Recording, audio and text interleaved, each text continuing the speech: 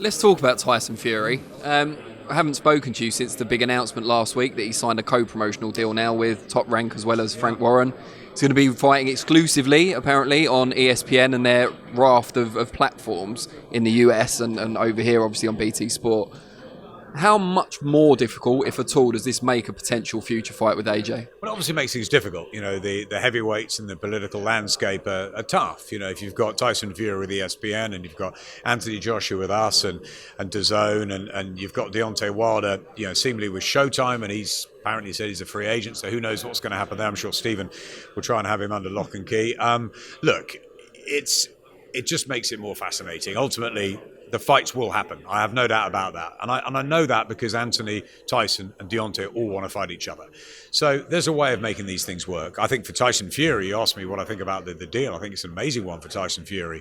You know, you've got to take that money. It's life-changing money. It's with ESPN, who are a huge network over there.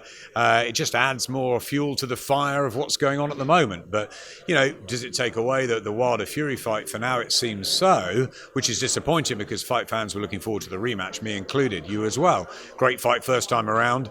I wonder if they had given the decision like they should have done to Tyson Fury, whether we'd even be in this situation, because surely there would have been a rematch, you know, mandated on Showtime, but because it was a draw, ESPN, Bob Arum, you know, Frank Warren, Top Rank all got together, and I think it's a great move for them.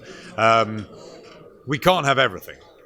We like to think at Sky that we've been there through thick and thin for boxing, in the good days, the bad days, the indifferent days, and now the sort of halcyon period.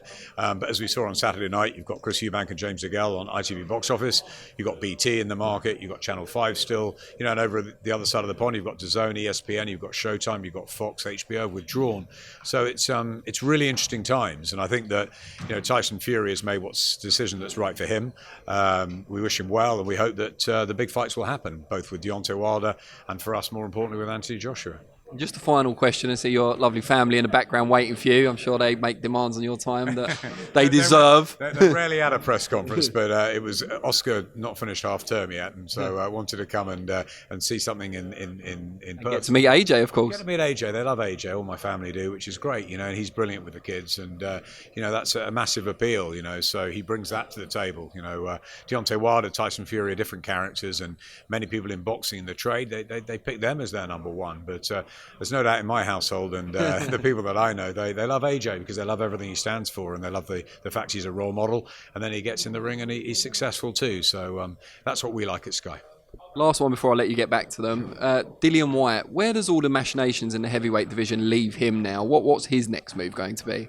Again, interesting. You know, Dillion's had a great run since the loss to Joshua, which actually put him on the map, and you know, he's been unbeaten since. He's beaten the likes of Parker and Chisora. Again, that terrific fight just before Christmas. You know, there's part of me that's upset that the fight with Joshua didn't happen. However, you know, we love Dillon White and we want to show Dillon White fights, and he wants to be on Sky, and that's great. So it looks like he's going to fight Dominic Breazeale. Hopefully, we can make that happen.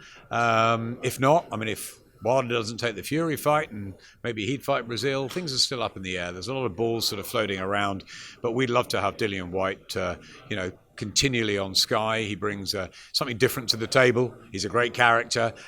He's picked up a lot of support, and he's improving. He's maturing with each and every fight, and I think he deserves his opportunity. So I'm sure he'll get a chance to fight either Wilder or Fury, or, you know, preferably Anthony Joshua at some point this year or early next. If he stays at a similar level to the one he was in 2018, will he likely stay as a box office attraction?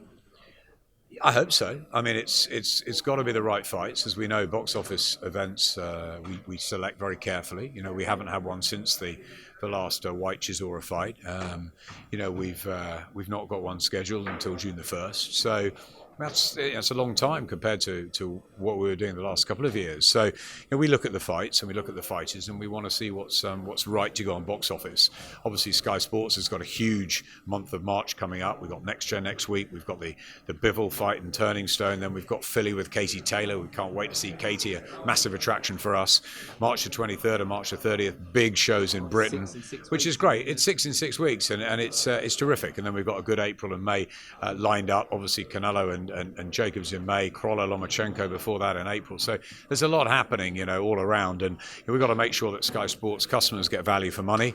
And when we hit box office, we hit it with the right fights. AJ Miller is one of those, and we expect Dillon White to be one, later on in the year. So White Brazil could be one of those? It could be, yeah. We have to look at it. We have to look at where it fits in the calendar. We have to look at what will be on the card as well. There's a number of things, but Dillon White has proved in the last couple of fights on box office with Joseph Parker and Derek Chisora, he can very much hold his own. So we're real fond of Dillon White on Sky Sports Boxing, and although people have said, he's going over and talking to Showtime and various other companies, Dillon's made it very clear to me on a number of occasions he wants to be a Sky fighter, and we want him to be with us. Brilliant. We wish you the very best of luck with that, with Dillon White, and have a great rest of the day with your son.